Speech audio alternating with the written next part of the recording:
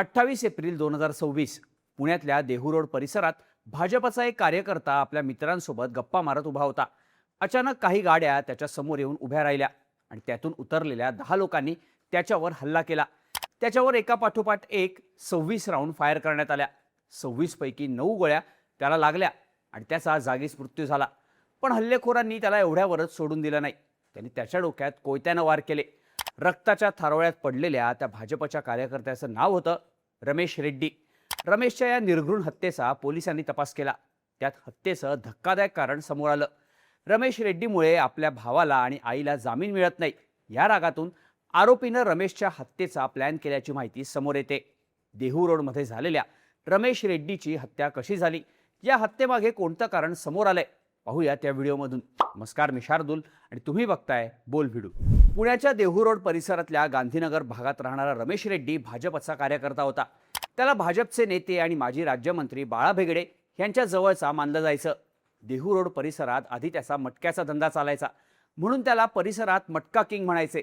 पण काही दिवसांपासून त्यानं मटक्याचा धंदा सोडून समाजसेवेला सुरुवात केली होती.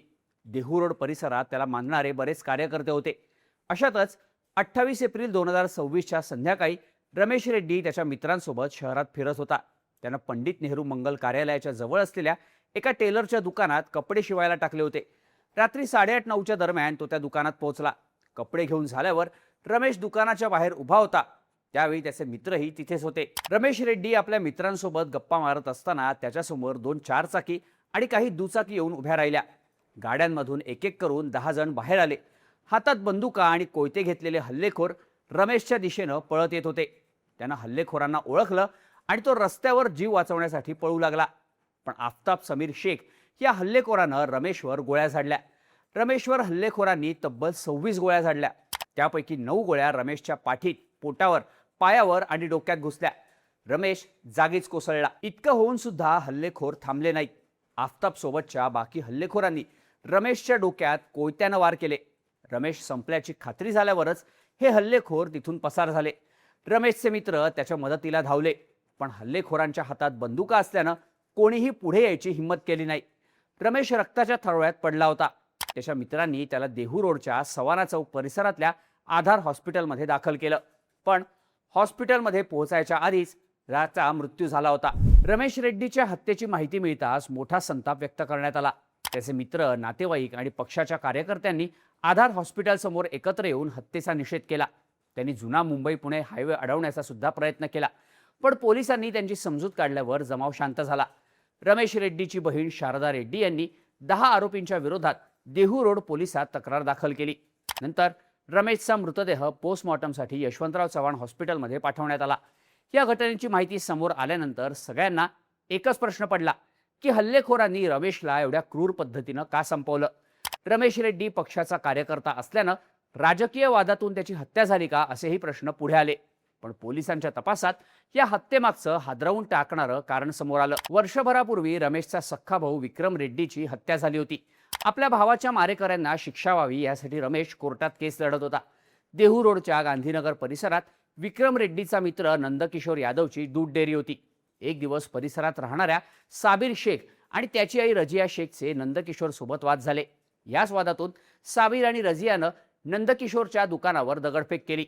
यातून हा वाद जास्तच चिघळला. 13 फेब्रुवारी 2025ला नंदकिशोरनं घरासमोर त्याच्या पुतणीच्या वाढदिवसाची पार्टी ठेवली होती. रात्री उशिरा नंदकिशोरच्या घरचे आणि त्याच्या जवळचे मित्र तिथे जेवण करत होते.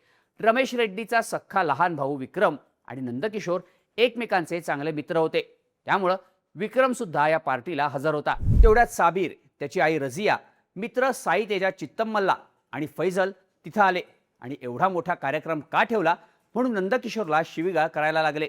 परिसरात आपलीच दहशत राहावी यासाठी साबिर अधूनमधून असे प्रकार करतच असायचा.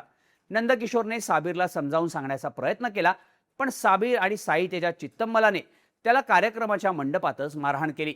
त्याचवेळी रमेश रेड्डीचा सख्खा लहान भाऊ विक्रमनं मध्यस्थी करून हा वाद सोडवला. त्यानंतर वाद मिटला.